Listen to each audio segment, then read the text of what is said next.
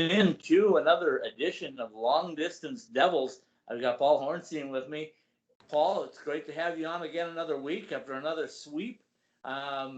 What do we say, man? I mean, these guys have played 4 weeks now. They won 6 games, lost 2, and the 2 that they lost was at the number 1 team in the country at the time. Scott, thank you for having me back. I appreciate it. I don't know what to say, Scott, because to draw it back, I'm a guy that grew up with the after effects of Herm Edwards and the fumble. So right. I've been scarred by that for a long, long time. So my tendency is to be, I'm going to wait and see, wait for the sky to fall.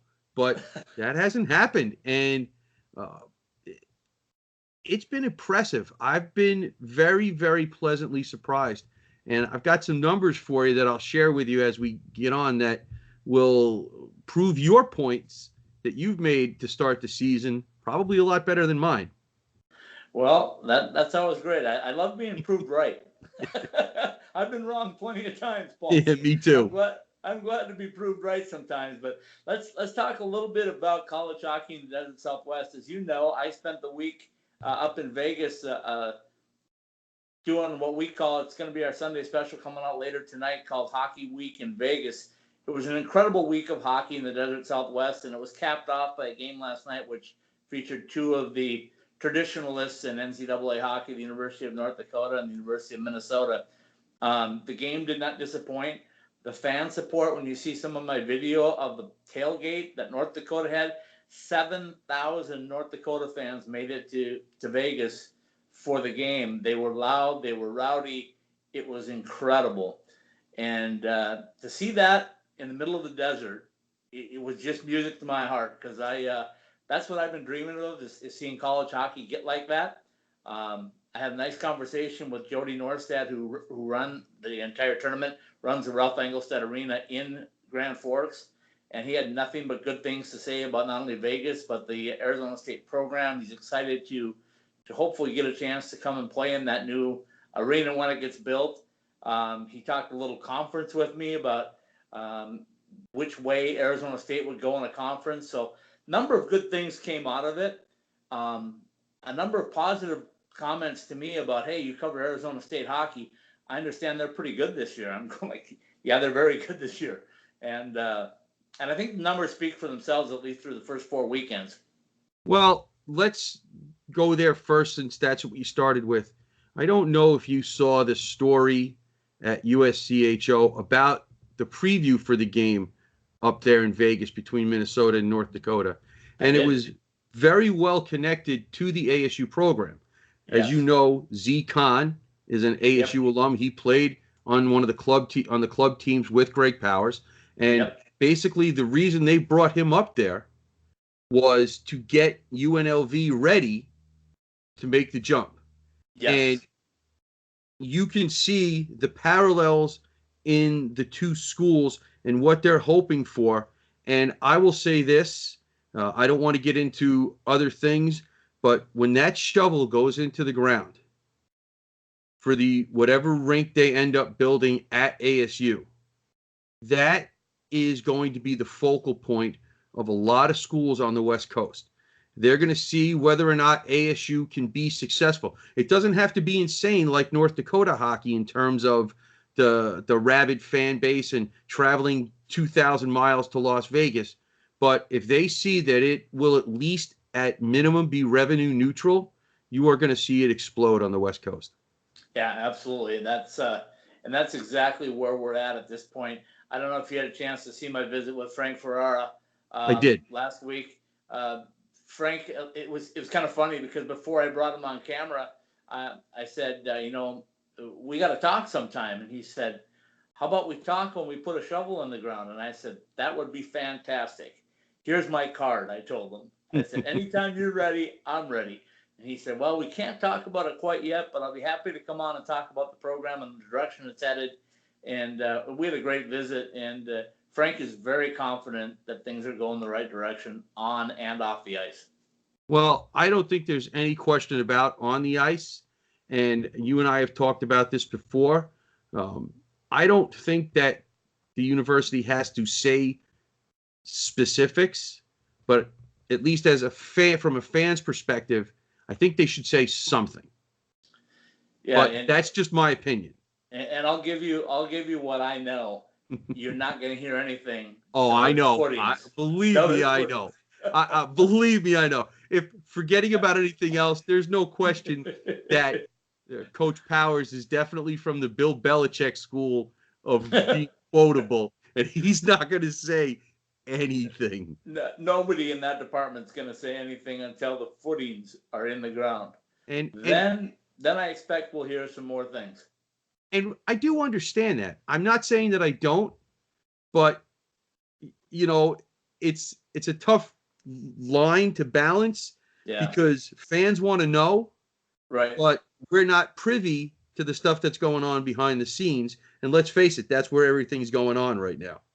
But let me clear it up, hopefully for everybody, so that they know if they're watching our segment to know that it's not that hockey is in jeopardy. That's not the case at all. I asked Frank, hockey is here to stay. The building's going to be here to stay. It's a publicity. It's not like if this were, let's use Reno, for example, up in Nevada. They're going to get a new facility, a brand new facility that'll probably be an AHL facility at some point. When that happens, there'll be a big hoopla. There'll be parties, celebrations, everything. ASU would love to do that. They just can't. Okay, right. So it's tied up. They can't. Okay, that's just the culture right now is such with the Coyotes needing a new move to the east side and different things like that. So hockey right now has to take a back seat.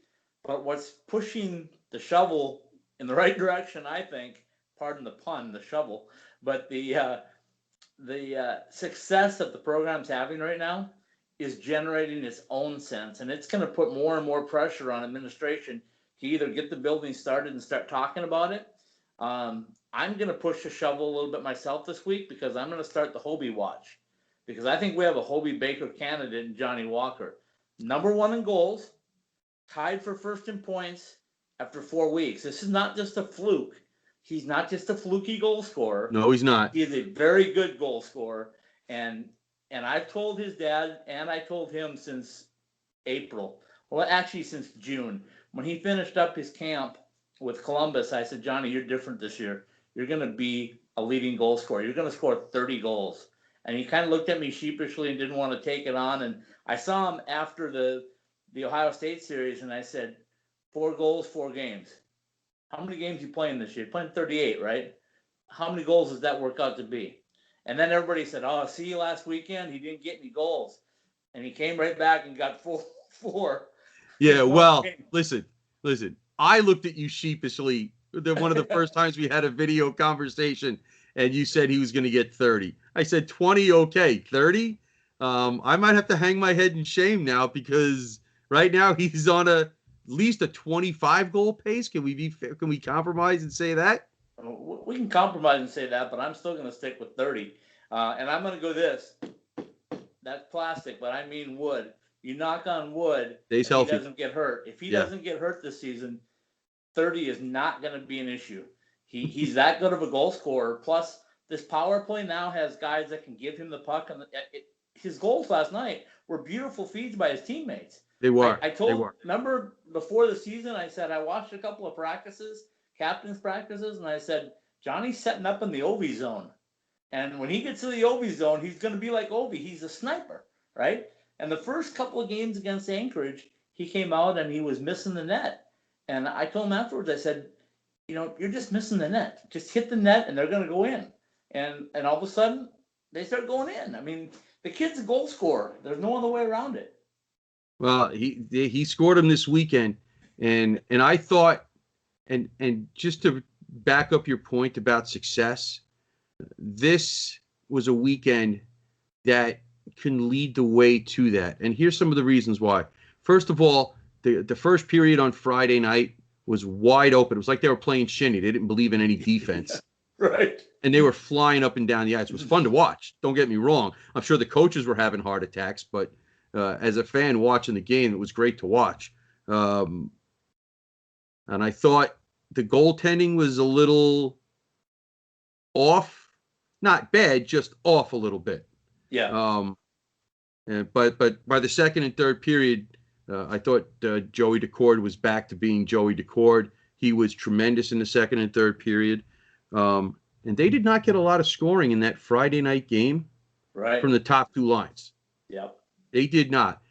It was a very chippy game on Friday night. Both teams were trying to get under the other's skin.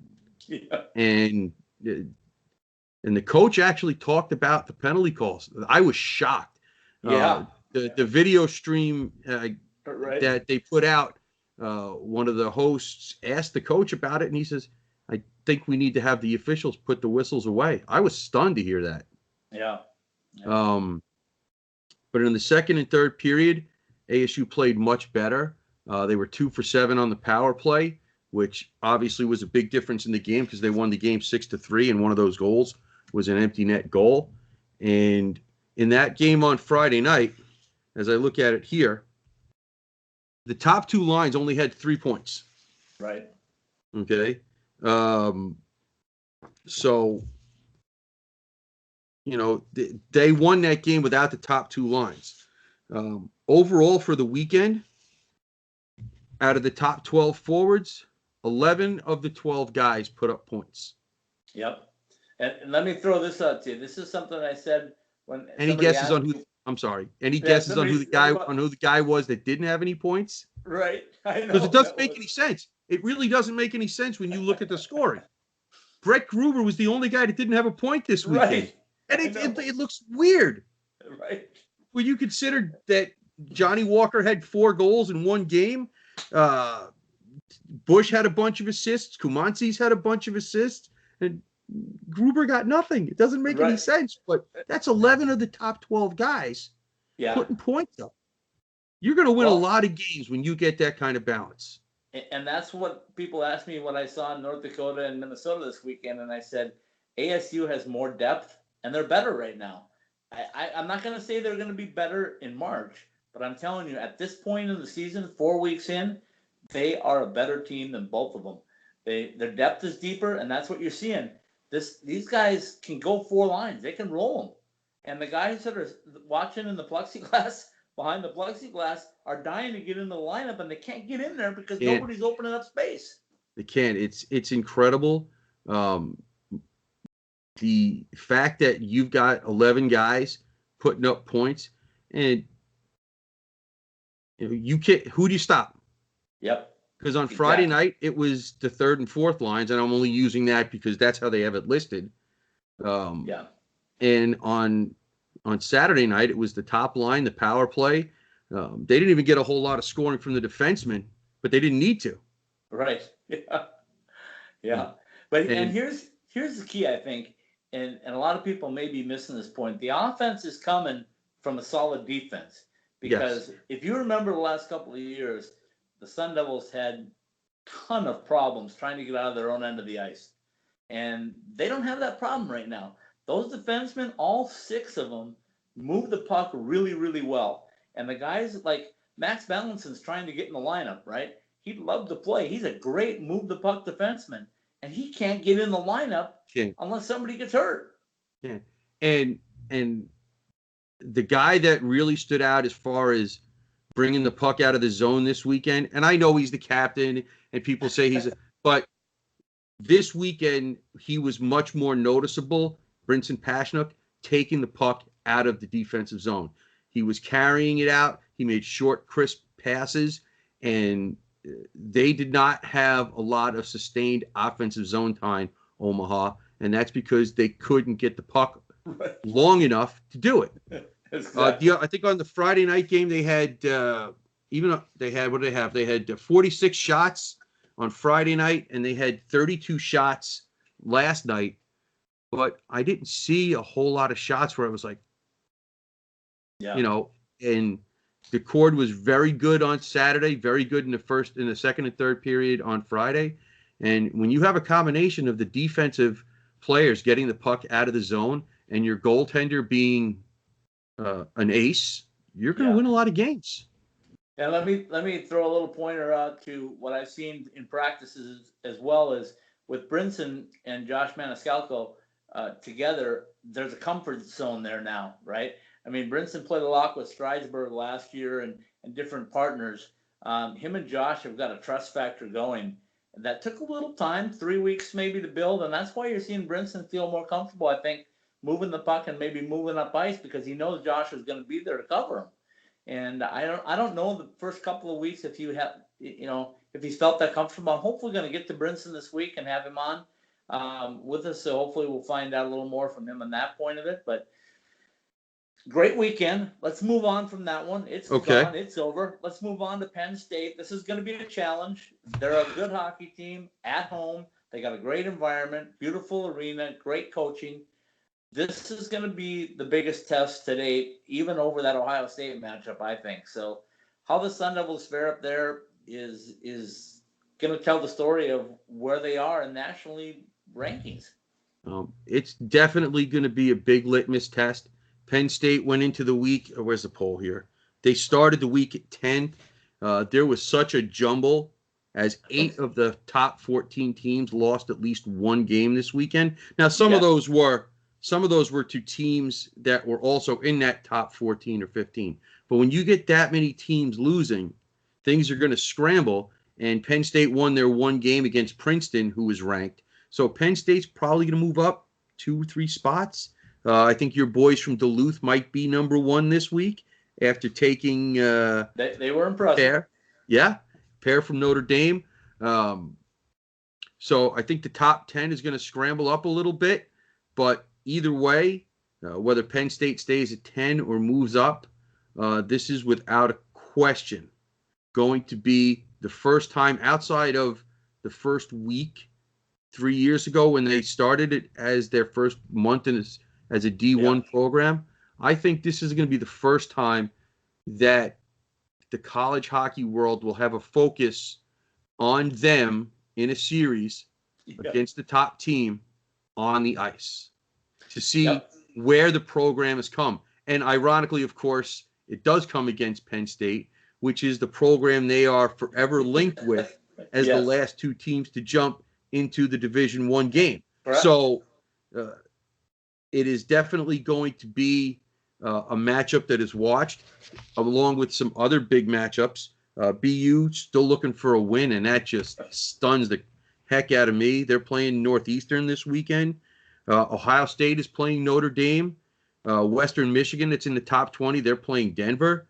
Minnesota and Minnesota State have a weekend series, and Wisconsin is playing North Dakota. So there's a lot of big series this weekend, and the ASU Penn State series, and I'll admit my bias, but it's got to be in there. You're going to see a little bit more of a focus on that series this weekend than you might have been, even if they had split this weekend. Right. I think that the focus gets added because they won both games and are going into this 6-2, and the only 2 losses that they have were 1-goal games, basically, at least into the third period against the team that was ranked number 1 in the country at the time. So, well, and here's the big thing, Paul, is that they didn't just win these 2 games; they scored a lot of goals against these 2 teams. They did, and they won convincingly. The outcome was never in doubt either night. And especially on Saturday. I thought Saturday night was the best game that the team has had as a program. They were totally dominant in both ends of the ice. Everybody would agree with you. The power play was unbelievable. The penalty kill blocked a lot of shots. So this was definitely their peak performance. 5 for, 9 on the power play doesn't hurt. And so at least going into today, because I looked up the pairwise, Penn State was 1, ASU was 10. Now I'm not enough of a mathematician to know how they come out with that, but just the fact that Penn State is near the top and ASU is near that top 10, that has to be a focus. You're going to see, and I'm going to call it right now on Sunday night, you're going to see that the Sun Devils sneak into they're probably number 20 this week in the rankings. I don't see how you overlook them. They've got the number 1 goal scorer in the country. They got tied for number 1 in points in the country in Johnny Walker. You have number, what is it, 2 in the country and total goals scored, like 30 or something like that. They're and they got a top goaltender in Joey Decord. I mean, you got all these pieces coming together, but I'll lay it out to you as we get ready to wrap things up. I'll lay it out to you the way I see it in a couple of things. I think number one, you brought in freshmen that come from winning programs. Number two, you brought in freshmen and they elevated the skill level of everybody on that team. Number three is the entire team now is a roster built of NCAA hockey players, and nothing against the guys that came in, but can you imagine if you came in during that transitional year, the first year, and a guy like Dylan Holman that was just coming in then and making his transfer, and he had to endure 2 years of losing, right? Yeah. Not only losing, but getting whooped pretty good sometimes. And all of a sudden, you're kind of beat down. And all of a sudden, these freshmen come in and they go, hey, I don't care what happened the last couple of years. We're here to win. And that attitude is contagious. I had a chance to visit with Anthony Croston last week, and he said the same thing. He goes, it's just such a breath of fresh air that I can go out and play my game right now and not have to worry about what happened, on the other lines when I wasn't on the ice. Now I can just go out and do my thing. And that's why he's so successful. He thinks that's why him and Dylan Holman are so successful in the penalty kill, is because they can go out there and play now. They don't have to worry about, a power play or their regular shift. They go out on a penalty kill and they just give it 110%. Well, I'm glad you brought up Croston, because that was one of the final points that I wanted to make. If you get a chance and you think about it, Croston was the man on Friday night. Right. He played in his 100th game. He had a couple of goals, and he was basically the number one star of the game for the Sun Devils. Where's Croston from? Phoenix, Arizona. Saturday night, who was the man that scored 4 goals and was basically leading the offense? That'd be Johnny Walker from Phoenix, Arizona. That's exactly right. So this weekend was an Arizona Valley of the Sun led weekend for ASU hockey. And I don't think I've heard anybody else say that. So I think that people need to take a step back and whoa, kids from this place can play. There's a guy playing somewhere up north where it's cold, and he's from around there too. And I forget his name. I don't know who he is. I'm going to throw one more little throw out in there. And I touched on this a couple weeks ago, but both Austin Matthews and Johnny Walker, I don't know about Anthony so much, but I know Johnny Walker and Austin Matthews skated a ton with Boris Dorozenko and his program. Boris is one of the best. I did a feature on him a year ago. I remember. And he is incredible at what he does, and those guys totally love that man. And he's and I'll throw another one out for you. Johnny's half brother is coming up in the ranks. He's 12, 13 years old right now, and he is phenomenal. He's traveled with Boris to Japan, to North Dakota. Everywhere Boris goes, he goes with. And we'll throw his name out here as the season starts to go on, because he's one that's going to be – he's an Austin Matthews plus. Really? He's not very big yet, but if you can imagine – 12 or 13 years old. When you got that skill level to skate at 12 or 13 years old, and you're that into it to where you're going to take off and go, work and teach other kids at that age, you're ready. And that Johnny will tell you that his little brother, his little half brother, is going to be a really good one. Oh, and because I'm just gonna pile it on here. The other kid that had 5 points this weekend, Demetrius Kumantzis. Where's he from? Where's he from? Scottsdale, Arizona. So the Valley of the Sun program was led by kids from the Valley of the Sun, and I don't think that should go unnoticed. Absolutely not. That's going to be a highlight this week, and anybody that watches the show is going to hear us talking nonstop about it. So we'll wrap it up. We'll look forward to. I think we got almost 25 minutes of this, so that's good stuff. Do we? All right. Well, then we'll wrap it up with a laugh. Then, if you watch any of the film from the game on Saturday night, there was one power play or the 2 power plays. It was in the third period, and I think maybe it was Johnny scoring on both of those goals. Right. But Demetrius was slamming his stick on the ground on the ice, looking for the puck. He wanted it. And Johnny's putting the puck in the net. You see he's like getting frustrated. But what are you going to do? The guy's putting the puck in the net. He's a sophomore. You're a freshman. Okay, we won the game. Yeah. It was hysterical. I made a little joke and then I pulled it off for Twitter because I didn't know if it think it would be funny. But I said there were hats on the ice, right? And I said I hope Johnny didn't pick any of them up because it probably would have been an NCAA violation. Yeah, listen. When it comes to NCAA violations, nothing surprises me. Right. All right, Paul. I appreciate your time. Get some sleep. I know it's getting late out there on the East Coast, so get some rest. We'll talk next week, and You got it. hope it's about another Sun Devil sweep. This time on the road at Penn State. Would be unbelievable. Thank you, my friend. I appreciate it. Have a good night, Scott. Yep. Bye-bye.